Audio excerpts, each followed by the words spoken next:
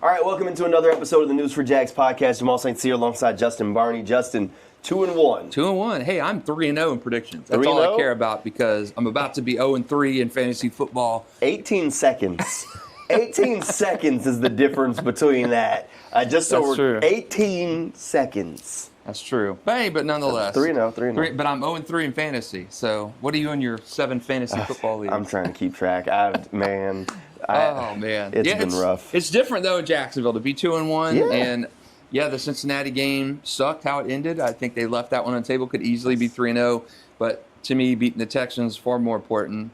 AFC South opponent. Yep. A team that you hadn't beaten here in what felt like Since a lifetime. 2017. And you do it in a game where you're playing terribly offensively. Awful. Terrible offensively. As PFF credited Jacksonville receivers with 5 drops on Sunday. Really could have been more than that. BTJ only credited with 1 drop because two of his drops were considered contested catches. Does that not make it a drop? It doesn't make it a drop. So did not make a drop. That makes it a drop. Does it? That makes it a drop. It was contested. Was it in his hands? Did it hit the ground? Yes. Drop. So by PFF's metrics, only 5 drops. Okay. More like 7 or 8, legitimately to me on Sunday. You're playing terribly. Your running game, which has been your bread and butter this season, struggling to move the ball. Yep. Leading the league in rushing in the NFL and on the ground through 2 weeks, and you're struggling to get that moving. Yep. Trevor's struggling. Receivers dropping passes. Only thing keeping the game is defense, and man, did they emerge when they needed to. Look, the defense showed up and showed out. Man, Crunch time. I feel like this game was about like bouncing back in more ways than one. They bounced back from Cincinnati, but you had a guy like Brian Thomas who, I don't know what's going on there. I think that there's enough fault to go around. It's not just BT, but Brian's dropping passes. Something's not right. He's looked bad to me since training camp. Yeah. He hasn't looked good. Something's not right. But in crunch time, you need it. Got to have it. You go to him. He makes the play. Same thing happened. Tyson Campbell got cooked. Yes. Nico Collins was wide open. Yes. 50-yard touchdown.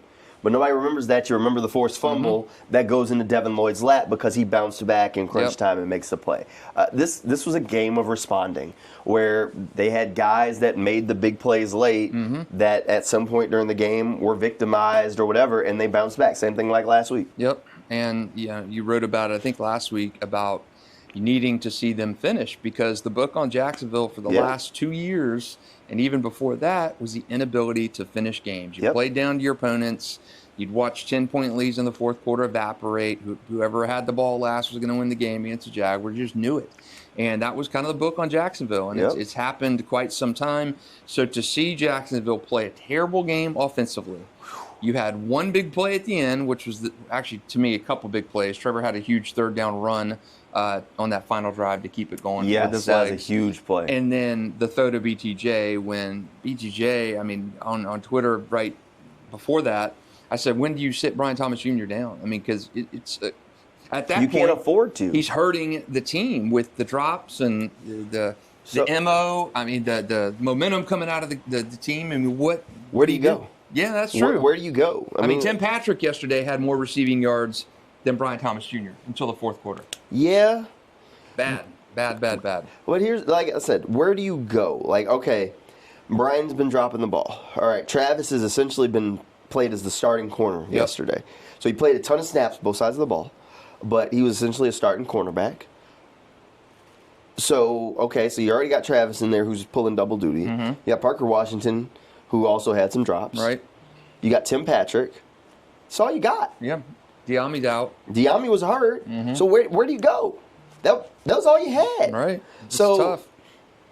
You're in a spot where, think about it this way. All right, so Travis Hunter, do you make him more of a focal point at wide receiver now because of the injuries? Because you do have a little bit more depth at corner, but they're playing him more at corner because they're getting banged up. Well, they're getting banged up, and because he's better there than the other guys they have, or he's shown he's been playing better. Like Jarian, to his credit, played okay, but this is the first time in his life he's played any zone coverage. Yep. Any. So you can understand he's going to make some mistakes. He's going to get victimized some. It's just going to happen. Buster Brown just got healthy. Right. Buster's fine. I don't expect Buster to wake up and be Deion Sanders one day. He's just not that guy. So do you push Travis to offense and say, okay, well, these guys are serviceable on defense, we'll make it work? Or do you leave him where he's at and he's become a starter, a really good player for you? Yeah, I think it's at this point, I don't know, because it varies with Dyami. How long is he out for? I can't imagine he's going to be. Liam was non-committal. He didn't know in Monday's presser on what the situation with Dyami was going to be. He knows. I think Dyami's going to be out for a little bit of time. Yeah, I think he accidentally mentioned the Brian Thomas wrist. Yeah. During the press conference. Probably got a note from the league, and that's why Brian Thomas ended up on the injury report with the wrist. So now we will get nothing injury-wise ever again, at least for the rest of this year. Yeah, I don't think Dyami's going to be back anytime soon. He looked in severe pain after that play and didn't come back, immediately out of the game. And Liam didn't have a status report Monday, so to me it leads me to believe that it's going to be a little bit of time that he misses. So what do you do? I've seen people say trade for a receiver. What do you do? Because you're in the Travis Hunter conundrum now, where you got BTJ who slumped miserably, Parker Washington who has been up and down. Well, up and down, seriously up and down against the Texans. So what do you do? Is Parker ready to take a more elevated role? Do you lean truly on Travis and put him in the number 2 while forsaking what he gives you on defense? I don't know. It's a defense has been playing marvelously. Do you break up the continuity by moving Travis more to offense full time? I don't know. It's a tough question. I think right now I don't want to change anything that's working on the defensive side of the football. Defenses look phenomenal. Yeah, if I can abstain from making a change there. It's a reason why this team is 2-1 instead of 0-3. Yes, the running game and the defense. Yeah. So I would leave Travis where he's at. I would leave Tyson where he's at. I'd keep playing Travis some snaps on offense, but he's my starting corner at this point. Yeah. I would not touch the defense. Defense has played. When you look at through 3 games, they got 9 takeaways. They had 9 all last year. Yes. 7 interceptions, leads the NFL. I don't know if you mess with anything on defense. And Travis, even though he's not making spectacular plays, Travis's best play to me was the pass breakup on 4th down against Cincy, which was called for pass interference. That was an unbelievable play. I don't know if you touch defense, and Travis has been playing more and more on defense. I feel like we talk about Travis a little bit like. You ever watch basketball and listen to people talk about basketball, and sometimes they say it's what a guy does when the ball's not in his hands that makes him the difference between a good and a great player. I think when you talk about Travis at corner, sometimes you also got to talk about what he does when the ball doesn't come his way, where he erases stuff and takes away plays that maybe the quarterback wanted. Oh, there's Travis, and then goes somewhere else. That move he made after his catch yesterday was pretty. Well, that was dope. Sweet. That was good. That was sweet. That's what Liam's talked about with him is the juice he has when you can get the ball in his hands. His ability to break that tackle and keep going, keep trucking. Disappointed with him so far? 3 games. No real stats to speak of. No. I think he's good at corner. I think people want him to show up and have the highlights. Which is the touchdown catches, the interceptions.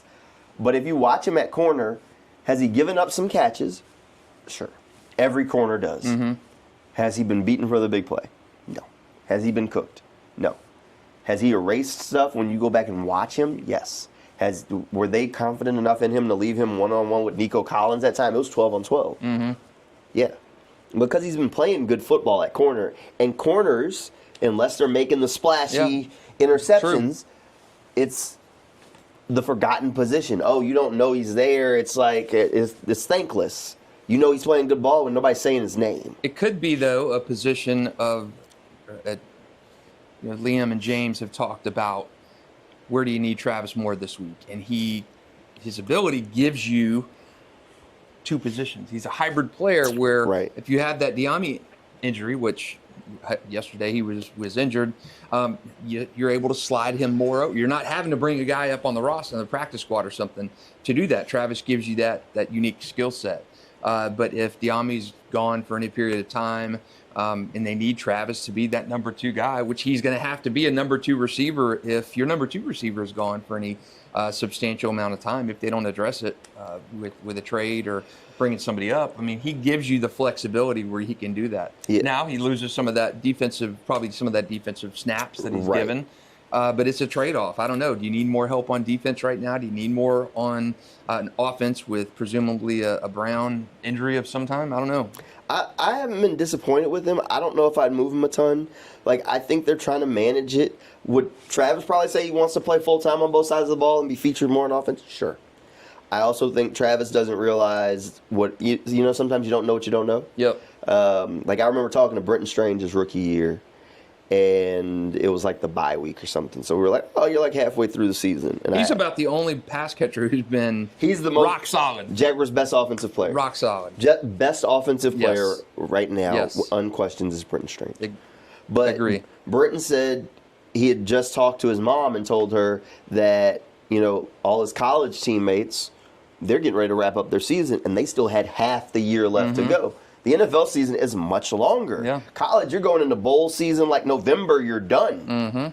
The NFL, November is when you're making your run. Yeah.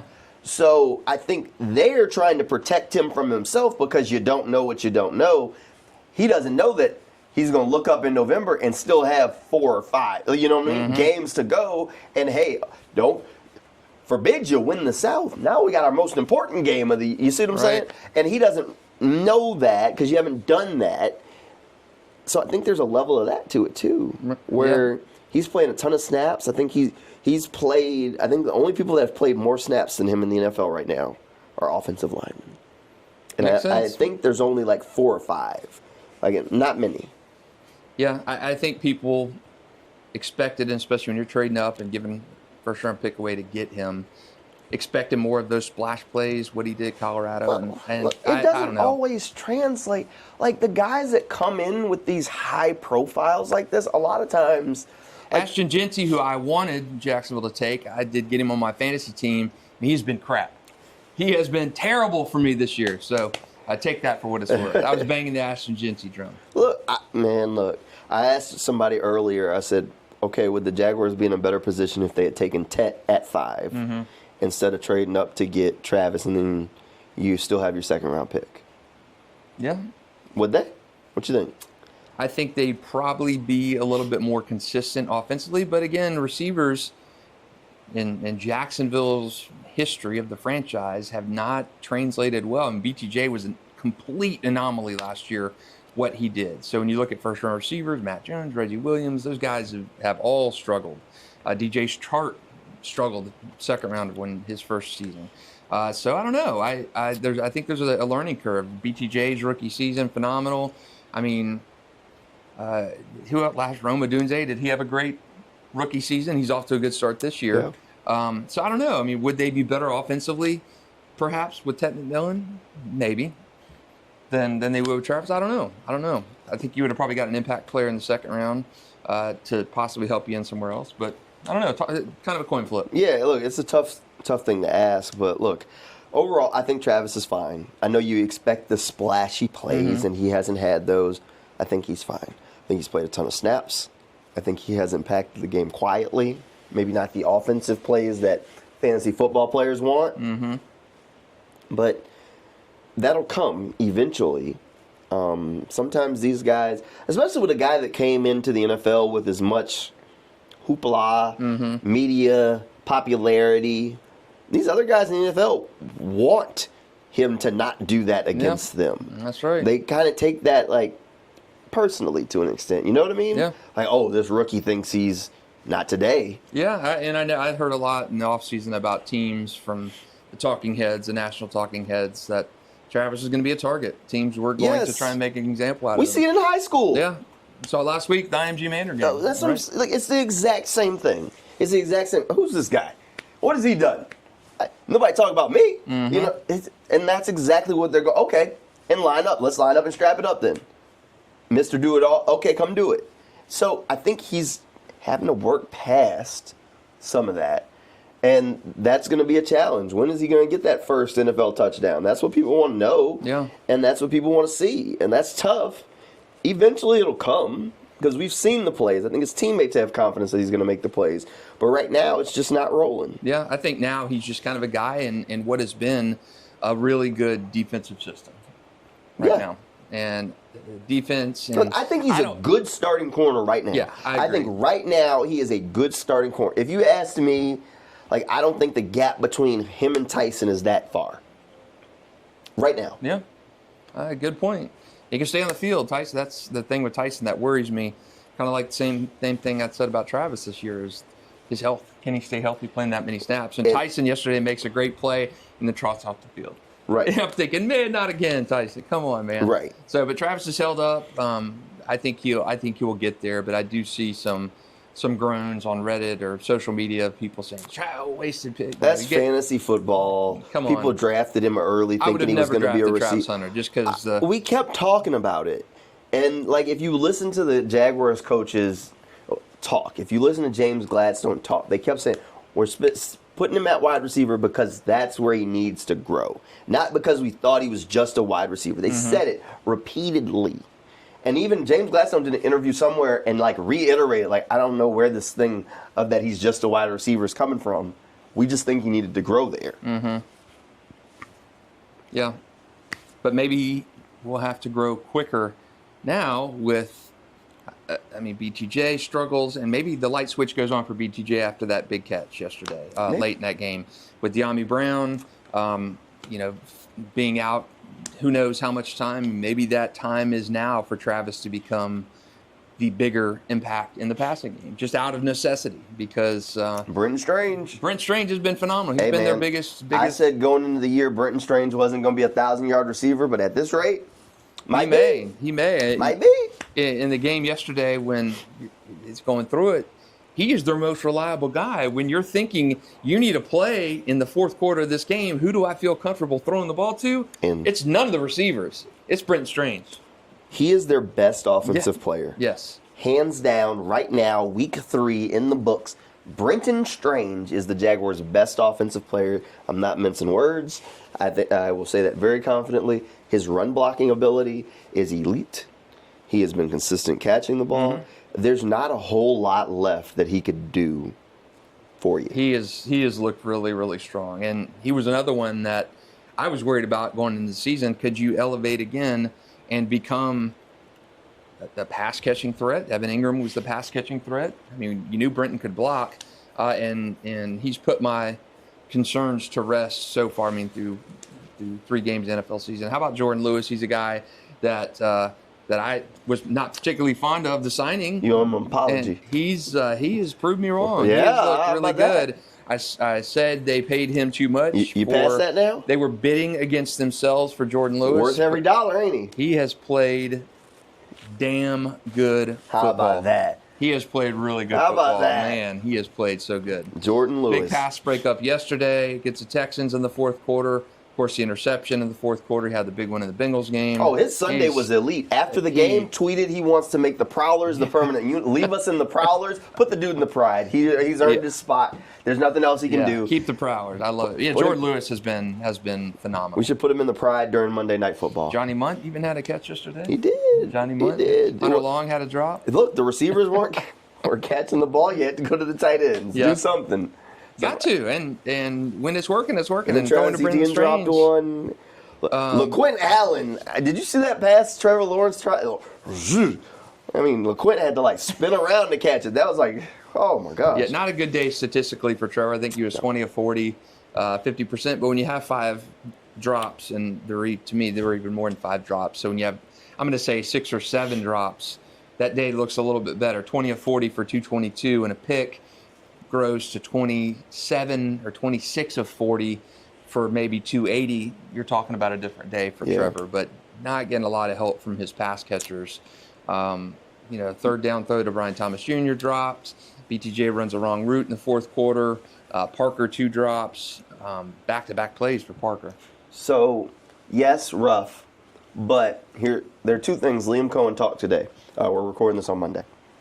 And there were 2 things from his press conference that I think actually apply to this. One of those is the fact that he said Trevor Lawrence got them into the play for that last play, the big BTJ play. They changed the call.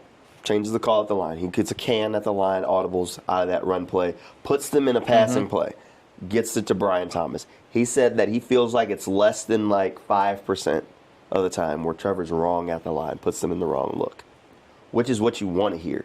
You want to hear that the coach says, look, Trevor's right at the line most of the time. Yep. Less than 5%. If he's right 95% of the time, that's fantastic. He said that Trevor's putting in all the work and that he's like super pleased with all the homework, the tape study that Trevor's doing, and that 95%, he said less than 5% of the time he feels like Trevor's wrong.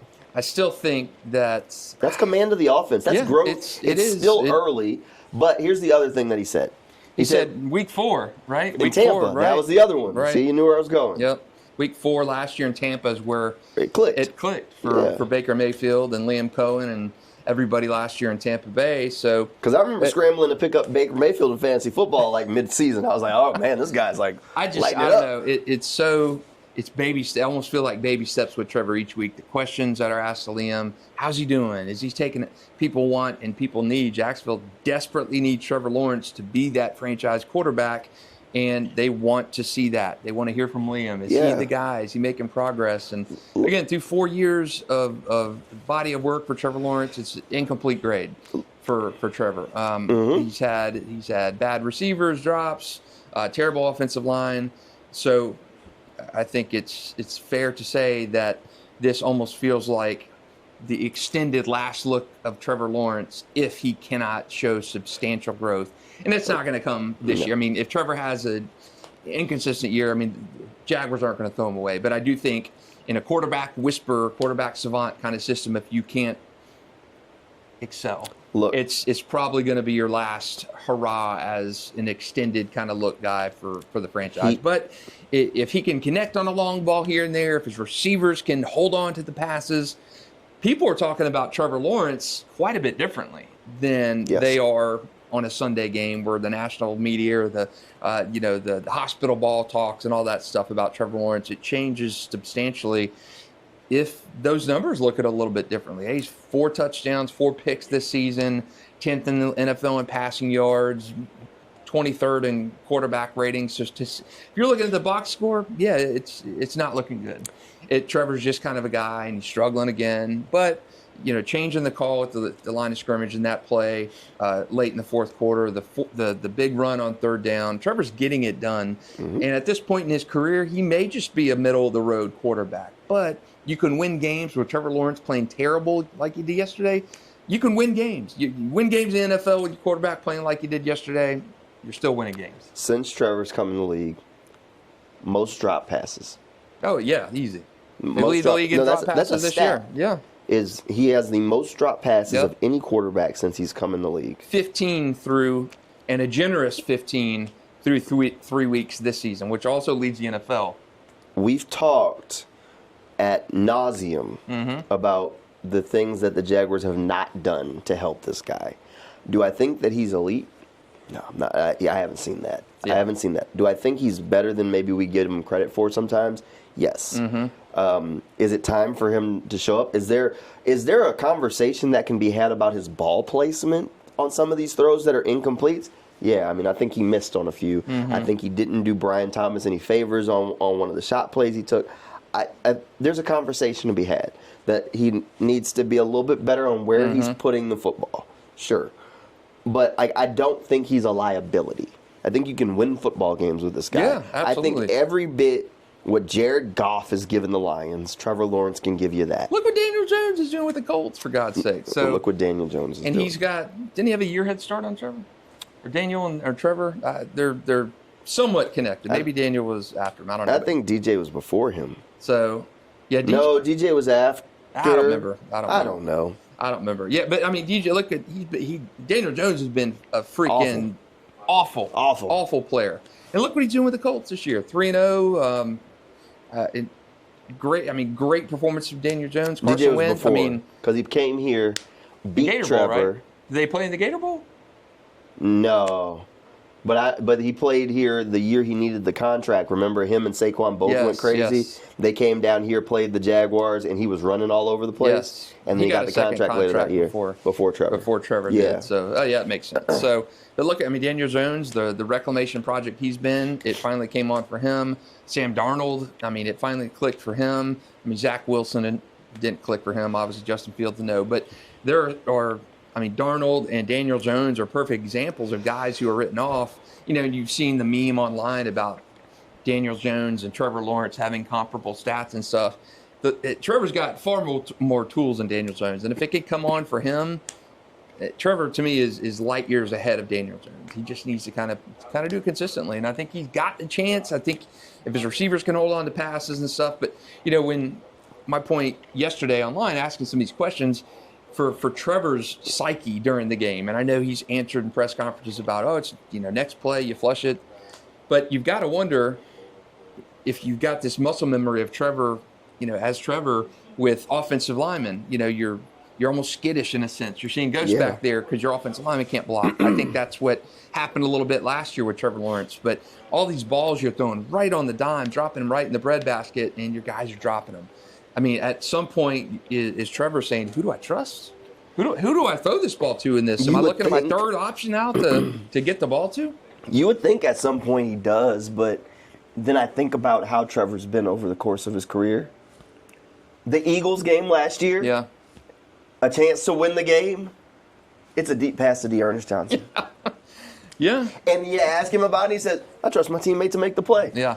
Who gave you that trust? But I think he trusts Brian. I think it's fine. If he trusted Dearness in that moment, I think he trusts Brian and Parker just fine.